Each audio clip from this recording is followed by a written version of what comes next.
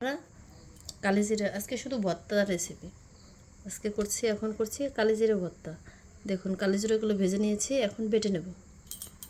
কালিজিরাগুলো গুঁড়ো হয়ে গেছে, এখন আমি নামিয়ে নেব। একটা বাটিতে করে উঠিয়ে নিচ্ছি। এখন আমি রসুনগুলো বেটে নেব। এই রসুনের ভিতর কিছুটা শুকনো মরিচ আর লবণ এখন আমি বেটে নেব।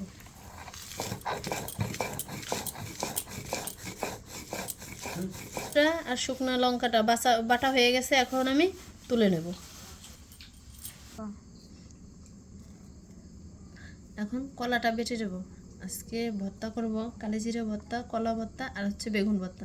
তো দেখতে থাকুন কী করে কলাটা বেটে নিচ্ছি। কলাটা আমার বাটা হয়ে গেছে, এখন দিয়ে দেব রসুন আর হচ্ছে শুকনো মরিচ। এটা আমি কালিজিরা বাটছি এই কারণে দেখতে একটু কালো হয়েছে, তাতে সমস্যা নাই। এখন বেটে নেব আর হচ্ছে রসুন দিয়ে। এখন এর ভিতর দিয়ে দিচ্ছি কালিজিরা গুঁড়ো। আগে থেকে আমি কালিজিরাটা বেটে রেখেছি।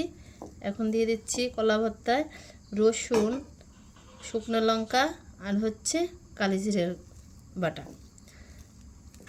এইভাবে ভর্তাটা করলে খেতে খুব মজা। এখন দিয়ে দিচ্ছি পরিমাণ মতন লবণ।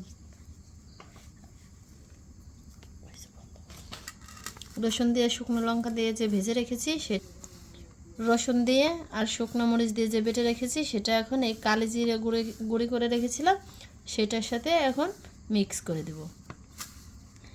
এখন রসুন দিয়ে শুকনো লঙ্কা দিয়ে আর হচ্ছে কালিজিরা দিয়ে, এটা হচ্ছে কালিজিরা ভর্তা হয়ে গেছে আমার কাটা করা। এখন আমি বেগুনটা ভর্তা করে নেব।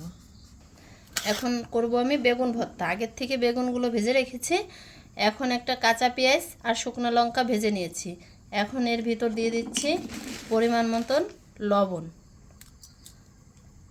তারপরে দিয়ে দিচ্ছি মরিচগুলো ভেঙে নিচ্ছি, দিয়ে লবণ দিয়ে সুন্দর করে আমার মিক্স করা হয়ে গেছে। এখন দিয়ে দিচ্ছি একটু সর্ষের তেল।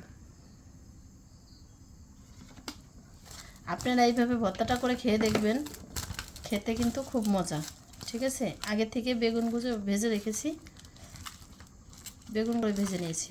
ভর্তা সবগুলো ভর্তা আমার হয়ে গেছে। এটা হচ্ছে কলা ভর্তা, এটা কালিজিরা ভর্তা আর এটা হচ্ছে বেগুন ভর্তা।